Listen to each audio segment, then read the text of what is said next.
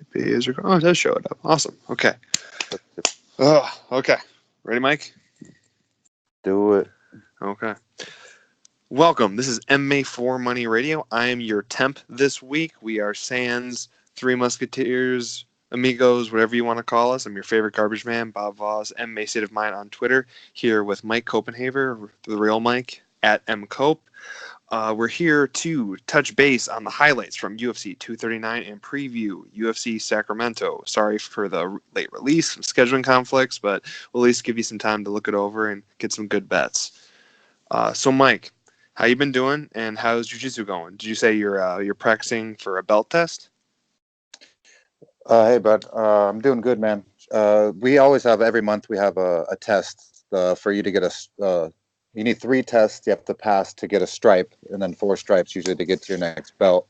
And so every month it gets crunch time, as you need to get a certain amount of classes to get to qualify to even get to go to testing, so that you could possibly get a stripe. So I'm close to just getting my next stripe or my stripe, and I just want it. So we've been practicing our guard lately. Off our back is what our guard is, and then trying to do transitions to arm bars smoothly.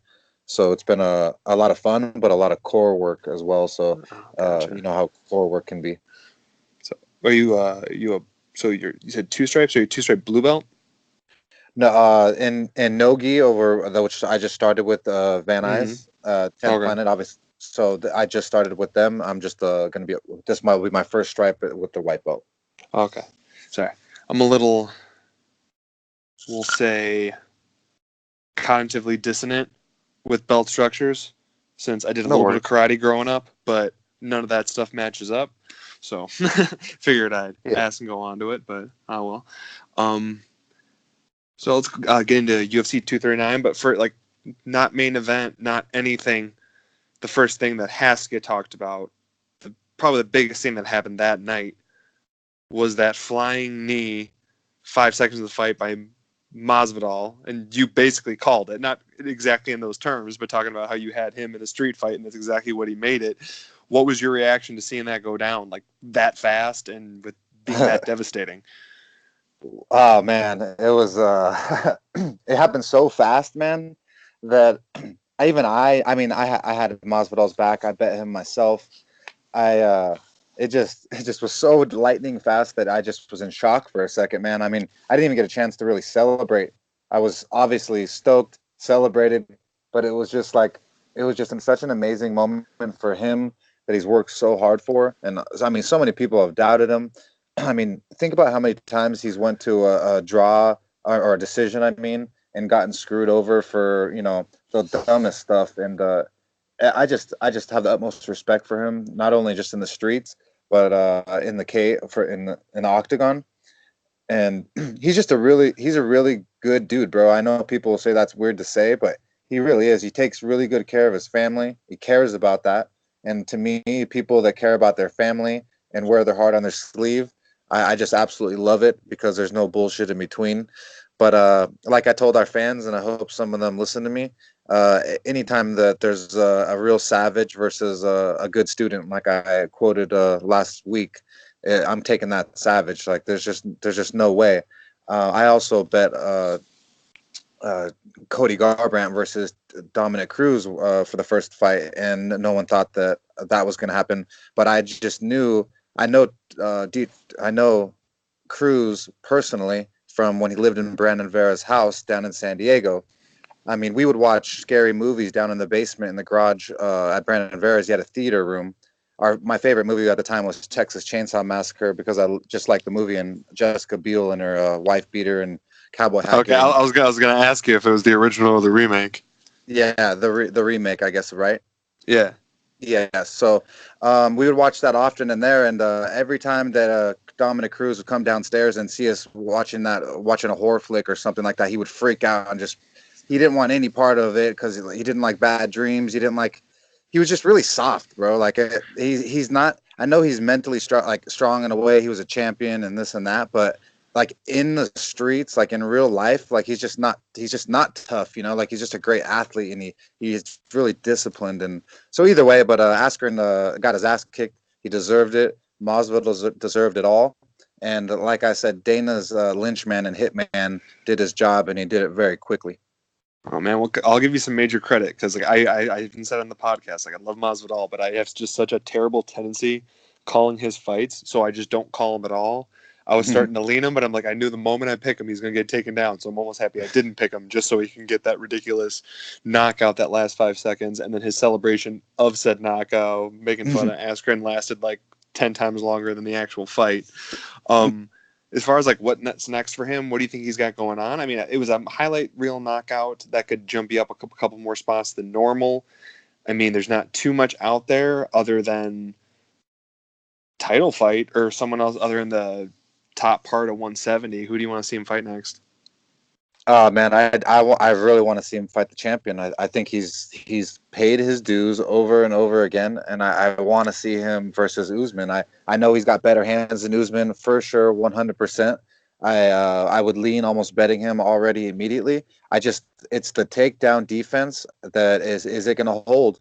And I people forget that Cubans are really close with each other, especially when they migrate over from Cuba to Florida, Miami area. And that's what Yoel Romero and Gamebred Masvidal's parents did, and they're really tight knit. If you don't think that Yoel Romero was helping Masvidal in that takedown defense like all the time, you guys are sadly mistaken. And not to mention, ATT is the best team in the world. I said it many podcasts ago that Mike Brown was my favorite and top coach.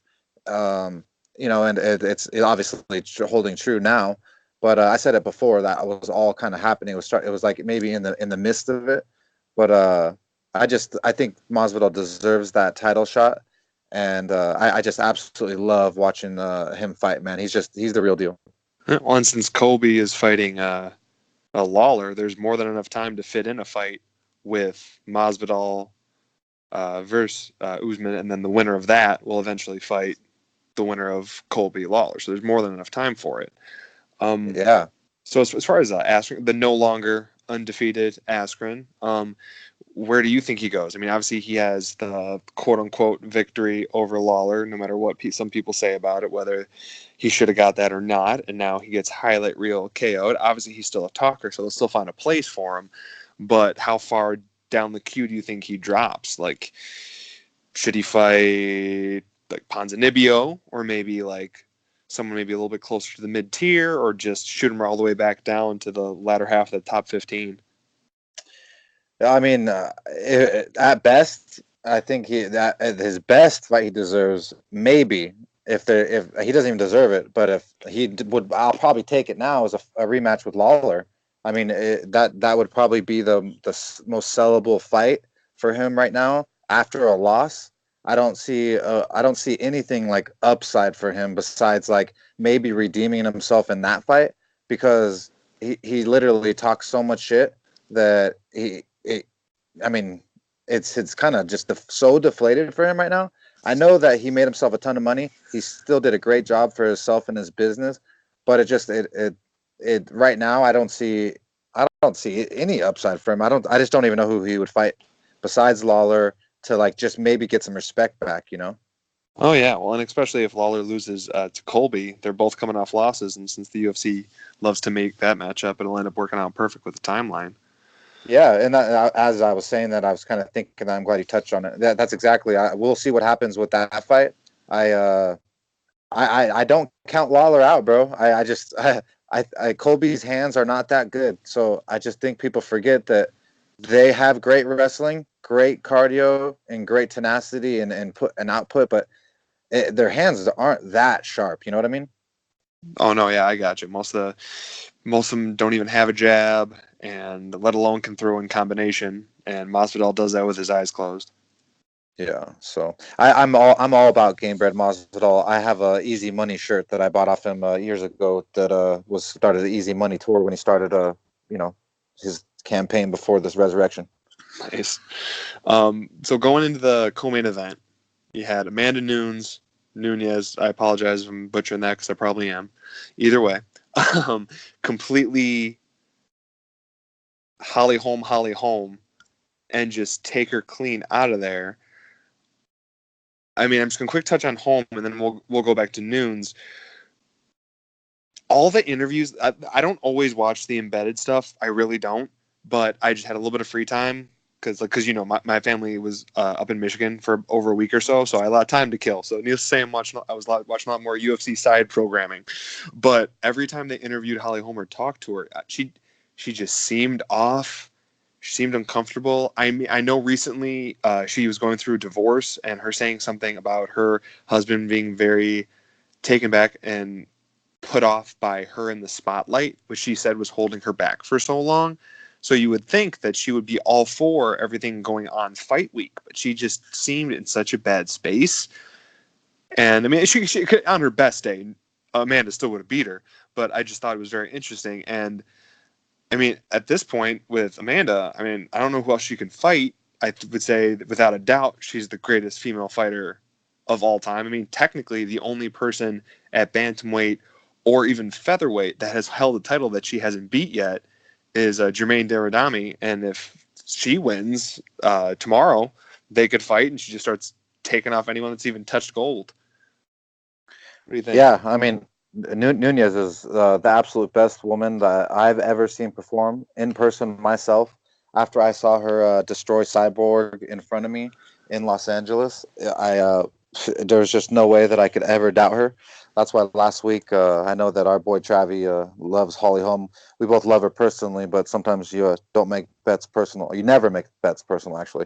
I love Holly Holm a lot, but I wasn't going to throw any damn money on her.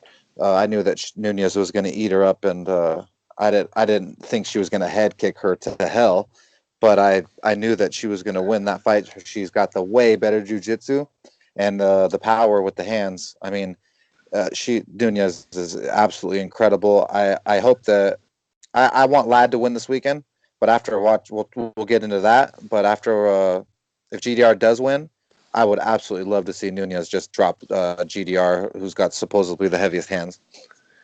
I just want to quick point this out, which, if any of you are listening, you may not have picked up on this. Mike just had a very, very clever turn of phrase, so I want to give him kudos to it. He just said that Amanda Nunez kicked Holly Holmes to hell. He just said Amanda Nunez kicked the preacher's daughter to hell. That was wonderful, dude. I mean, I'm just saying, I very much appreciate it. That was great. Thanks, dude. So going on to the main event of 239, which, as odd as it was, ended up being, in terms of an entire fight, the most lackluster of an amazing main fight, like main card. But I want you to touch on, before we even get into the fight, talk about just Santos, the sheer toughness. Like the reports have come out now, he didn't just tear his ACL, he didn't just tear his MCL. He basically tore every single ligament that was inside of his knee, and was still throwing high kicks and still trying to fight the whole time. I mean, how tough is this guy? Dude, he's next level tough. I actually was. I'm more impressed. I've always been impressed with him, especially when he, liver kicked Anthony Smith to hell himself. I, I, I doubted him this fight because I knew he'd lose, right? But I didn't think he would do as good as he did. He's so damn tough.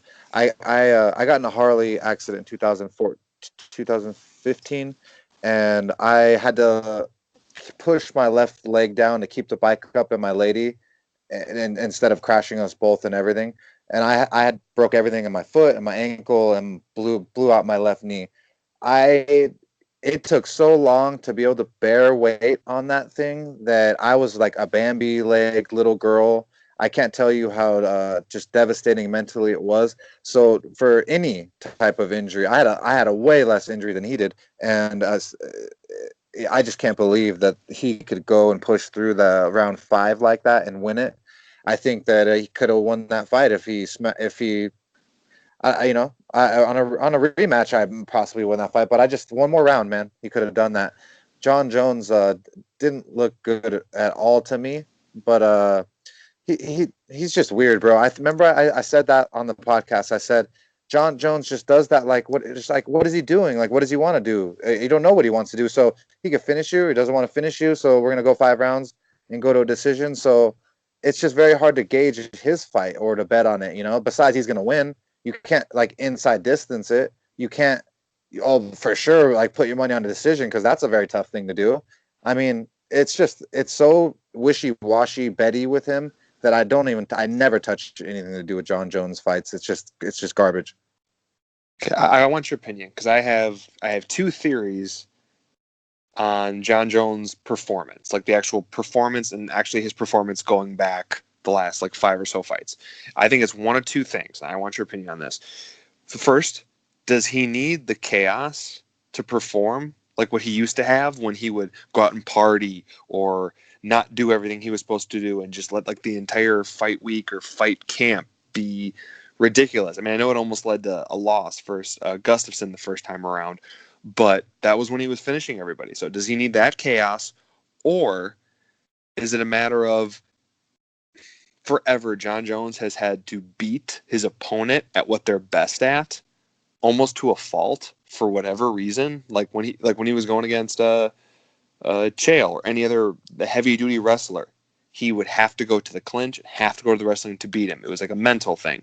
And now since this one's Santos is a striker, so he has to stand with him and strike with him the whole time to show that he could beat him, show him that he could slip punches, show him that he could kick more than him. Which, like you said, it's like that's not his formula for a finish in this fight. His formula for a finish in this fight is get him up against the cage, take him down, and take him out like he did in Gustafson in the second fight. It was there, especially after his knee was gone later on in the fight, but he didn't go there. So which of the two do you think it is? Or if you have a third option, by all means bring it up. But these are the two things I'm torn between. Yeah, I mean, I definitely seemed to thrive in the chaos back then, but I obviously we've been around watching MMA for a long time now, and I feel like I have never seen the evolution of MMA come so far as like the last like 4 or 5 years has been such a rapid development for the fighters, whether it's between diet, strength and conditioning, um, weight cutting. It's just like there was so much more like science behind it because of all the years before it.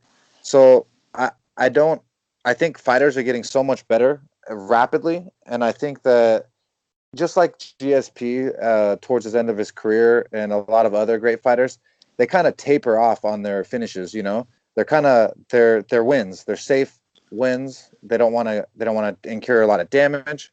They don't want to do a lot of risks because they might incur damage. So I don't know.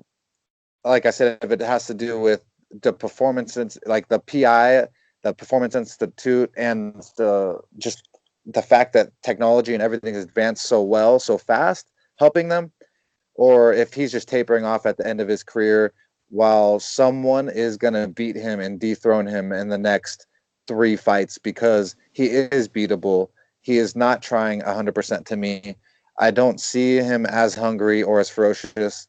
So I don't know, man. It's to me, it's the evolution of the sport is coming so fast, and he's tapering off towards the end of the career, much like a GSP who got real boring.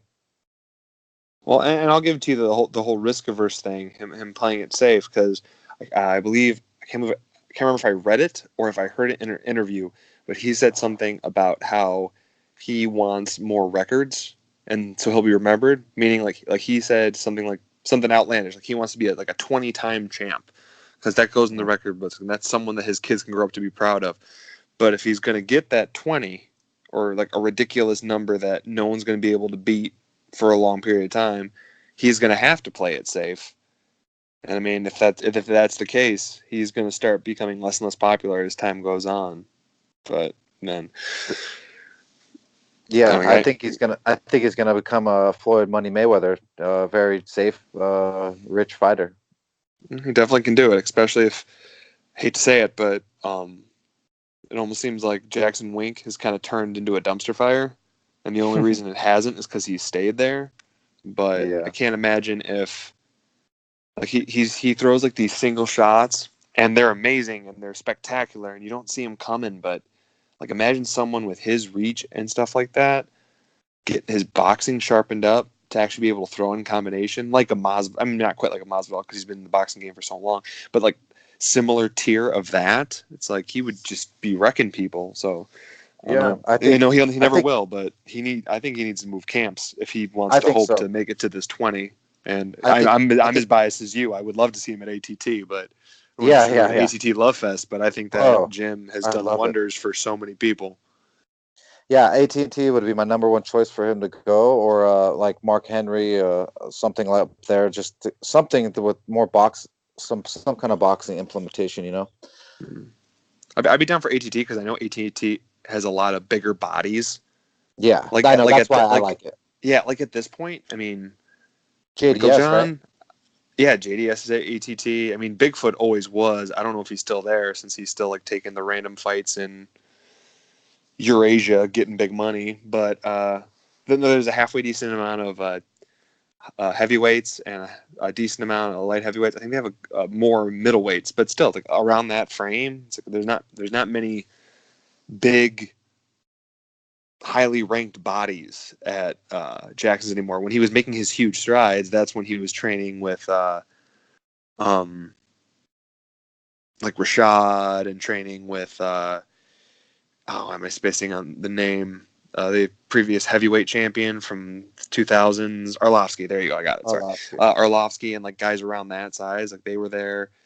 Travis Brown originally before he switched over to Glendale, like those type of people that had some length to them, but I don't think any of those guys are there yet. So I don't know. Well, yeah, I think we collectively agree that John Jones needs to switch camps. He won't, but he should. Otherwise, his luster is going to be going away quick in the next.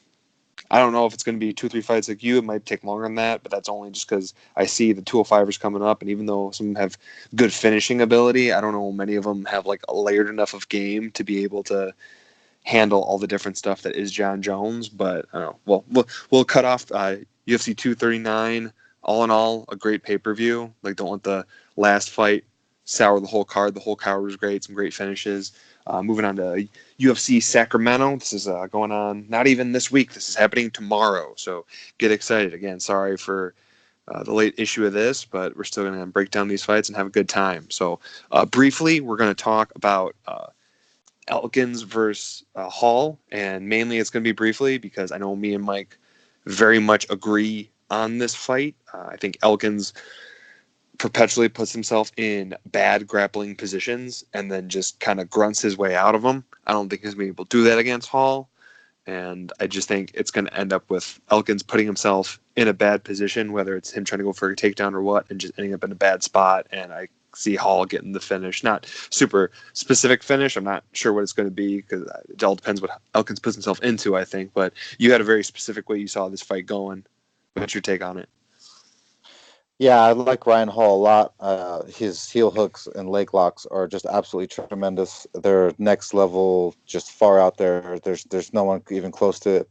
I know he's gone to Team Alpha Male and taught them, how to defend leg locks and given them a little lesson here and there. But that just makes me know that he can lock that thing in even deeper and even faster on that kid. Because anytime one of my senseis or like a master in jiu-jitsu or someone that has a higher rank than you teaches you something or they're better than you at it, they hold a mental edge over you for a while or almost forever on that submission. That's a So good point. I, I, I only because I know I don't like leg locks. I absolutely despise. I hate them. I don't want anyone touching my fucking little ass legs. My one flaw in my whole body is my fucking chicken legs my mom gave me, and it's the only fucking thing that I just don't want grabbed. So I know how bad it is to mentally not want that because I defend it myself because I just hate him. So if Ryan Hall's trying to lock that bitch on me, I'm not happy, dude. So I'm for sure gonna call around one leg lock submission on Darren Elkins, but it could be just a submission in general. So I'm gonna say a submission finish by Ryan Hall first round. And then last I checked, I'm pretty sure Hall just went into plus money. I can't remember if he's plus 100 or somewhere around that. So if you Nice. guys are all listening, we both like Hall a lot. Being might be a good idea to throw a little bit on there. That's not an official pick or anything like that, but could definitely see it happening. In fact, you're getting him at plus money. I think that's a good way to go. Moving on, Cesar Ferreira is fighting Mario Vittori. So, Mike, do you think that Cesar's chin will be able to hold up against Vittori? Has he finally found his way around that, or has he just been able to stay away for a couple heavy hitters till they get tired? You know, I like Caesar. I like jujitsu. He's a black belt and pretty decorated. And he's got a really good ground game. This chin is terrible. So I almost was gonna bet on him, and I'm glad I'm not going to. After the more and more I see or I think about how Vittori hung with was Adesanya, correct? And Yeah. didn't get finished and didn't look too pathetic the entire time versus a world class striker. I think that Marvin Vittori's jiu-jitsu should be able to hold up, and he has the better striking head kick, especially. So I'm gonna lean with Marvin Vittori. Pissed off after losing to a world class striker. I think he could actually win this fight unanimous decision. Now, I thought Caesar could do a submission, but now I just don't think so at all. Well, I mean, like you said, like Caesar's BJJ is like next level in comparison to Vittori.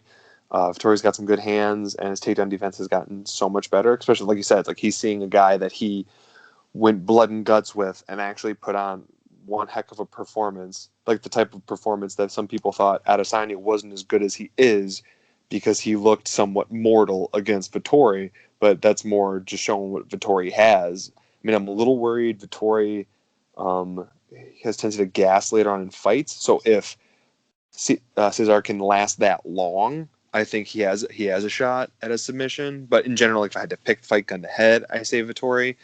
But like you said, that's more just like Cesar's chin is just too much of a liability for me to trust money on him. Like he's just been put down too many times.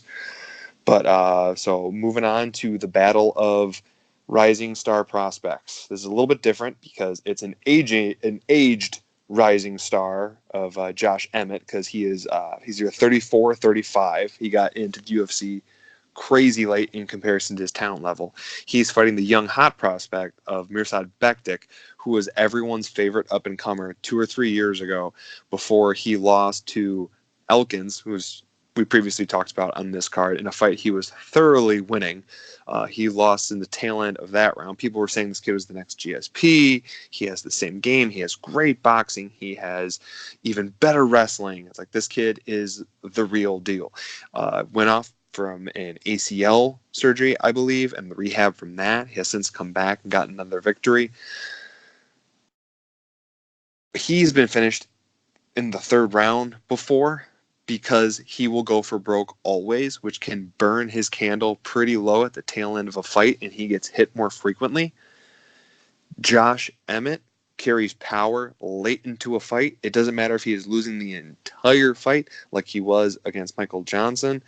His KO power is there, and he actually has finished someone in the third round before. The reason I'm bringing that up is because a prop I really like, and I'm actually going to play to a small degree, is Emmett in round 3. I think there's a good chance that Bektic can wrestle him to the ground for the majority of it. I know Emmett works at Alpha Male, but Bektic is a real powerhouse wrestler, and it works at the ATT that we've recently just spoken so glowingly about. I think he's probably going to put a little bit too much pressure on Emmett early for the first 2 rounds, gas out, and he's going to leave his chin wide open. And Josh Emmett round 3 is plus 1350.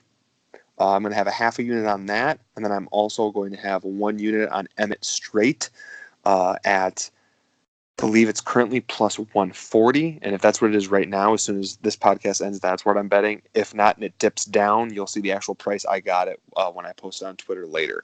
But Mike, what's your take on Josh Emmett versus Mirsad Bektic? This is going to be a great fight. It could end fast. It could end, like I said, around 3, like you are thinking. I really do like that round 3 prop, and Emmett does carry really, really heavy hands throughout the whole entire fight with really good cardio. I like Emmett in this fight in general. I would money line him. I would do that round 3 with you, if not inside the distance, depending on what the numbers were at. I his he's a tough son of a bitch, dude. His wrestling and his scrambling game is amazing. So I don't see like what Bektik's gonna do there. So then Bektik's got to outstrike him always, completely, and avoid the power. I don't see someone being able to outstrike someone like completely that has to avoid their power, because they have to be careful and have respect the whole time. And then if you're trying to shoot in to get takedowns to then gain or to mix it up, and he's stuffing you, eventually you're going to get hit by something. So I like Emmett a lot. I think he's going to win this fight. I, I I just I love him, man. I think he's very exciting. I think it's very. I think that loss for Stevens can be talked controversial forever. I don't think he should have incurred that much damage at all in general. So it is what it is. But it was a great fight. But I just can't wait to watch this fight. It's gonna be fun. Quick odds update. We had talked about Elkins versus Hall earlier, and Hall being about a plus 100. He is now plus 105, if anybody wants to go after that. And then I relooked what the odds were for Josh Emmett just straight. So that's what I'll be betting him at also, including the prop, but just one unit on him straight, also at plus 135. Nice. So moving on, I'm gonna let most of the breakdown for this fight be you, mainly because I know Livia Souza, but I don't know Brianna Van Buren very well. One thing I'm surprised about is I know Livia Souza, and I know how good she is, and the fight opened at her as a minus 170, and currently it is minus 111. But I know for sure at some point today I saw it at plus money. I mean, low plus money, like maybe plus 100. But I just remember being shocked. Oh no, she's plus 105 right now. So I'm confused by this line movement. But before I just blindly maybe put something on it, I don't know Brianna Van Buren very well, so I'm gonna let you break down this fight. Well, this is going to be actually a great. I don't get too excited about women fight, but when I do, it's going to be there's going to be some kind of violence or some kind of jujitsu or wrestling going on. Van Buren, she went to a high school, I believe, that Daniel Cormier was responsible for coaching, and so she's really well versed, I believe, in wrestling. So that's why everyone's on her jock. I don't understand why they're so on her because in wrestling, you are a great wrestler. Just means you don't like to be on your back. Souza is a black belt in Brazilian Jiu Jitsu. I am pretty sure I can bet my money that Van Buren is no more than a purple belt. I'll have to double check after this podcast. I tried to look it up right now, but the I couldn't find anything at the moment. So I like Souza. She's really ferocious, really tenacious. She has great striking and jujitsu. So I don't know, bro. I don't know what everyone is on Van Buren. That line movement is crazy. Automatic fade for me. I like Souza anyway, so it's like a double fade. So my pick for this fight is going to be Souza money line, and I think it's got great value now, especially when she was what negative two something. Bob. She's open at minus 170, but I know for sure I Okay. saw her jump at some point in the minus 200 range early Okay. on in the week after they opened. Yeah, either way. So anytime the public storms a line like that and it swaps, and I like the fighter, I automatically have to bet that. And on automatic, I just love jiu-jitsu. The girl's tenacious. It's gonna be a fun bet. So I'm definitely gonna do that money line on Souza. 1 unit. So that's your pick. Just making sure I'm writing this all stuff down because I think it might be nice for me to quick go through everything at the end. So I'm just making sure we have all the stuff and all the numbers. Awesome. Okay. So the co-main event. I'm pretty sure it's the co-main event. It's listed as the co-main event. I'll go it that way. Is the return of Uriah Faber. Now, this is the definition of an MMA retirement. He's been retired for 2 years, and now he's starting to see guys he trains with that are supposed to be the next generation to hit his gym doing well. He still feels like he can hold his own against them in the gym. I don't know if he needs more money. I'm not going to speculate on that. So he's off for 2 years. He is now 40, which is like 40 and plus is the stereotypical I'm going to retire. Oh, wait, no, I'm coming back because there's older than people than me fighting. It's stereotypical MMA retirement. But the crazier part about it is, yeah, guys do that at middleweight or for sure light heavyweight, definitely heavyweight. The lower weight classes and age do not go well. So other than like him having to make somewhat of a weight for a grappling competition earlier this year, I believe he's done two. He's gonna have to cut down to the 135, which wasn't even his main weight class throughout his career. It was his lower weight class when he retired. At 40, after 2 years fighting the younger, faster version of himself, and Simon or Simone. I'm probably gonna butcher that too. Either way, I don't I don't see the upside in this fight for him. I mean, I like Ricky Simon a ton. I think he has great upside in the division in general. And Faber seems like a smart businessman. He would only come in a way, I mean, unless he's blind in fighting, but this doesn't seem like a good match to me. What do you think, Mike? Mike? Mike, you muted? Sorry, dude. My fucking idiot friend called. Oh, no worries. Hey, Trav, if you're listening, cut out the last 10 seconds or 15. Okay, go ahead, Mike. I asked you about the Faber Simone fight. Ricky Simone. I like him a lot, man. I like how you said the younger, faster version of himself is the exact quote that I would have said if I didn't even see you or talk to you. It's crazy how much I love talking to you about MMA. It's like we were like friends forever, man. Uh, this is exactly what MMA retirement does, dude. This is like Rocky Balboa coming back out for another fight. He's gonna get his ass beat. I can for sure 100% almost put my whole entire life on the fact that this Ricky Simone is gonna win this fight, probably by decision. I just don't see what Faber's gonna do. Like he's not gonna like they scramble the exact same. The kid's stronger, younger, and scrambles just as good, if not better, than the old Faber. Faber's coming here for a paycheck.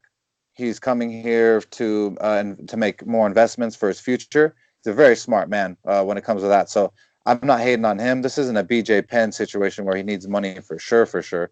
This is a I need extra money. Why not add a 100,000 or so to my portfolio so that I could have a better future. And it's what in Sacramento. It hypes up the pay-per-view card. I'm sure they talked him into it as well. It's just they're feeding him to the young shark, man. So I can't wait to watch Ricky Simone beat him. He's probably a parlay leg in every single person's parlay leg this week. I'm scared of that by just a little bit, but I think this is just one of those times where anyone that has any like brain can see that Ricky Simone's going to whoop that ass. No, I completely agree. I just, this seems like a completely like decision by Uriah Faber, and that's why I'm so shocked about it.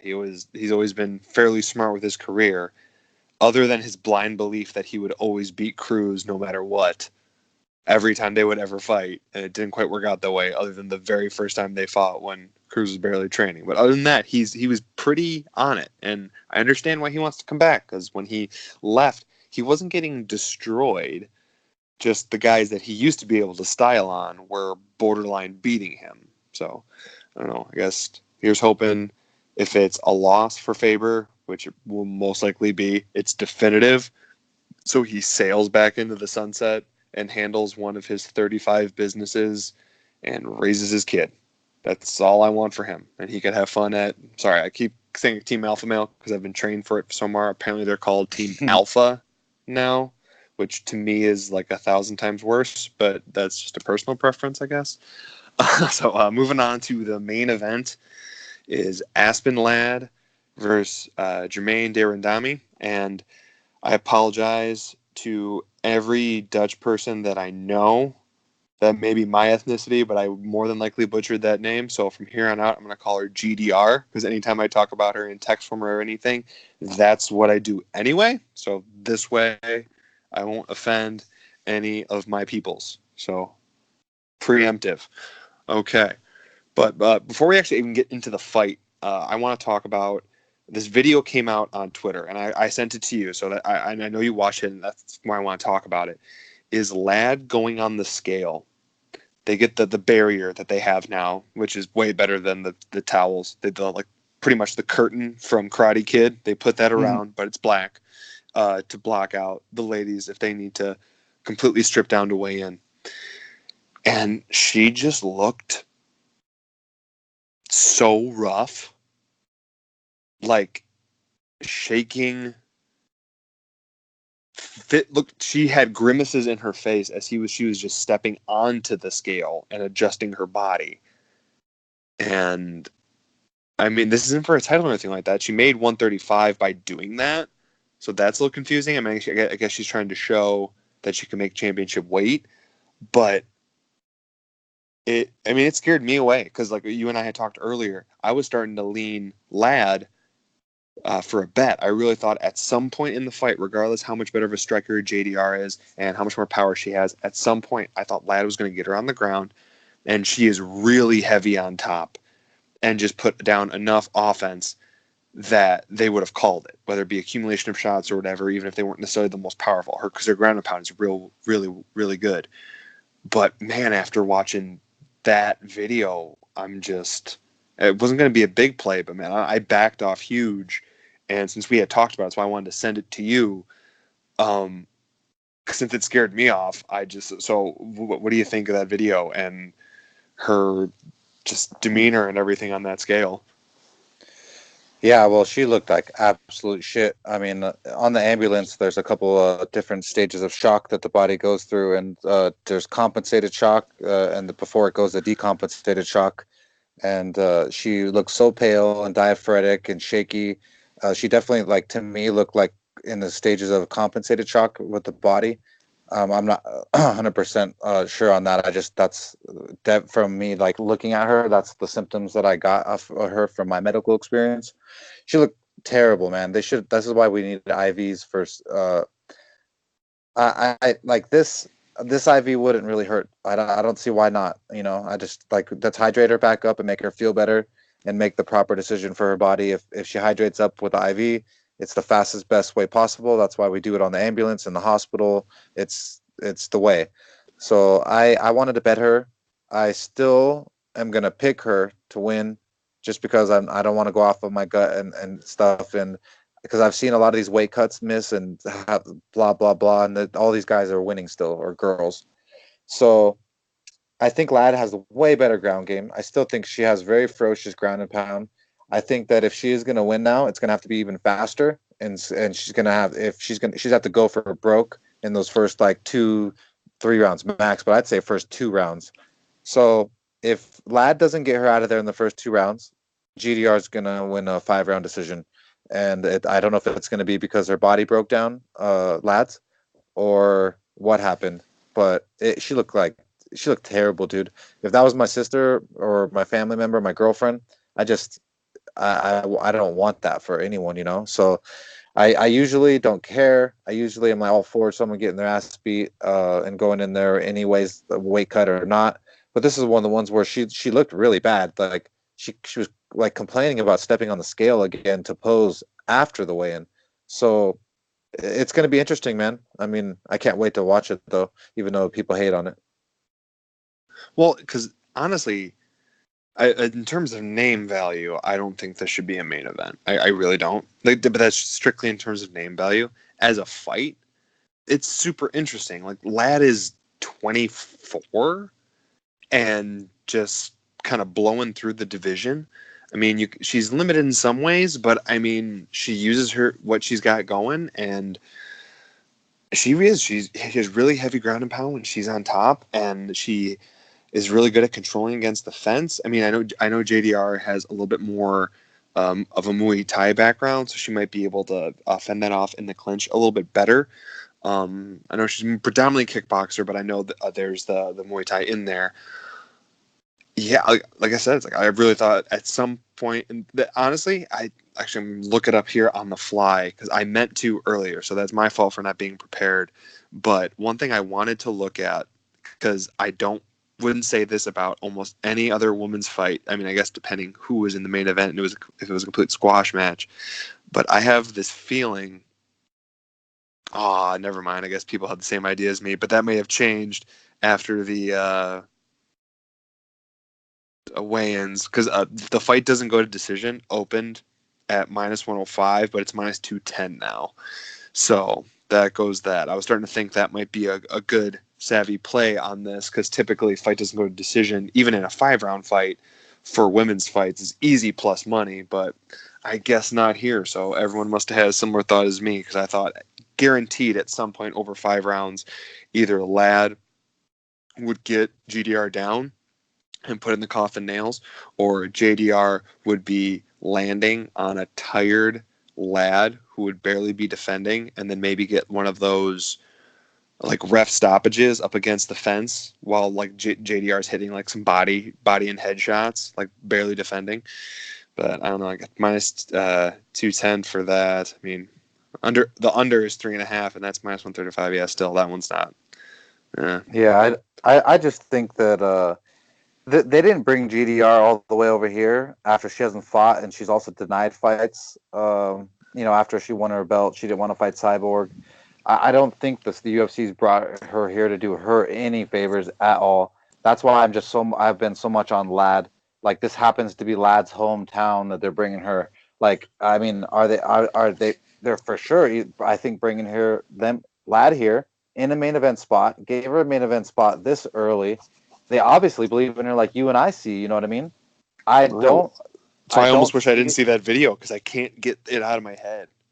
I So I know, would love man. to just But go with Lad here, because especially now, because of I'm I would almost say exclusively because of that video, she's down to minus 135 now.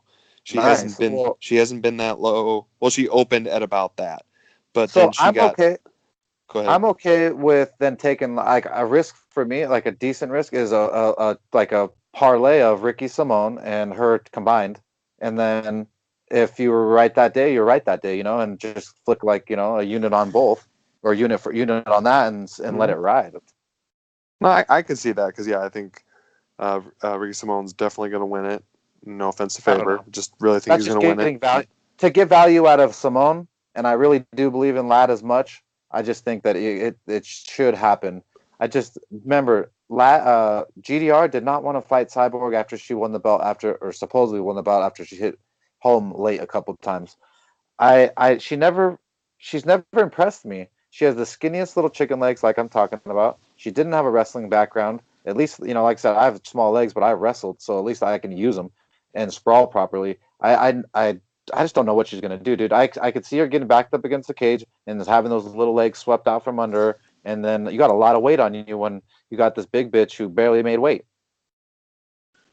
No, and I agree. I mean, I like selfishly, the only reason I'd want to see JDR win is because I have a feeling they would make the Amanda fight, even though I'm pretty sure they fought before and Amanda won, if I remember right. But either way, have them fight just so Nunes would just destroy her, because I really think she would. I think Amanda is like officially the best striker at bantamweight or featherweight, Oh and yeah. she can show that all over JDR's face and body, because she Um, goes to the body pretty well too. So yeah, Amanda will finish GDR. it's crazy, because especially now that Valentina dropped down to flyweight. I mean, even though I thought that second fight, I really thought Valentina won against Nunes. Technically, Amanda has wins over anyone that's ever had the bantamweight title, all but more than half the people that have had the featherweight title. And I mean, you almost can't count the people that had the belt before Shevchenko. So then she basically has beaten every champion in the women's divisions. Pretty impressive. She's the best. Like, I remember, I didn't like her a while ago. Like, I was just a hater for some reason. Like Oh, years me ago. no, I was too. I'll I completely with that. I was too.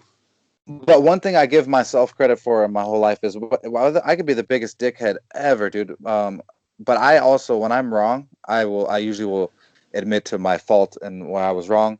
And any disrespect that I ever said to her, I tried to make up for that. But she is the best. She deserves everything that she's gotten. She can be a little annoying at time, which some people that are flamboyant can be, but it has nothing to do with anything. She's a great fighter, man. It's just absolutely amazing what she's accomplished in the cage and for women. Like, I mean, people thought about Rousey was good, dude, and that like she wasn't shit compared to this girl. No, I completely agree. Now, before I give one last breakdown and tell you what our picks are for this fight and a few other little minor picks that we talked about in there, those aren't the official ones, but those are in there. I want to tell everyone listening here to please go rate and review and subscribe to this podcast. I know it gets repetitive, but please do it. It does a ton, makes more people see it, helps it grow. and just helps people hear our beautiful voices. Don't you want someone else to feel what you feel right now? Those happy tingles you're getting from me and Mike talking, and when Trav's back when he's talking, it's like that euphoria waving up and for down from your toes all the way up into your ears. Come on, you want to give that to somebody, and to do that, you need to rate and review and subscribe this podcast. Okay, now the picks for this fight. My official pick for this fight is 1 unit on Josh Emmett at plus 135. I am also playing, but that's not an official one for this, the prop of Emmett in round 3 at plus 1350. Mike's play for this, the official one, is Souza at plus 105. I haven't decided yet, but I'm leaning towards tailing him in that. And then we both also like Hall at plus 105 if you want to have some action on that fight. That is a good deal because, in my opinion, he should be at least minus 150 in there. So just based on sheer value, you should be going towards that one. So with that said, Mike, you got anything to say in closing, man? No, I'll just give a shout out to I like to do cryptocurrency investing, and Cool Wallet is one of the cold storage wallets that you use to store your cryptocurrencies to keep them safe from people hacking them or other people. And so I'd like to give them a shout out because they gave me a nice little discount on my new wallet. Nice. I want to give a shout out to Trav, who is normally the host on this wonderful podcast, but he will still be the one doing the editing as he is our amazing tech wizard. So thank you in advance, buddy. You are the man. So with that being said, I am not going to say step your game up because that's Trav's thing. Off the top of my head, I don't know. Well, Don't I'll want to tell do them. let him fly. Step your game up, boys. There you go. We'll have Mike do it because he hits it way better than I do. He hit that post. I don't know what that is, but I know it's a radio term. See ya. Great job, brother.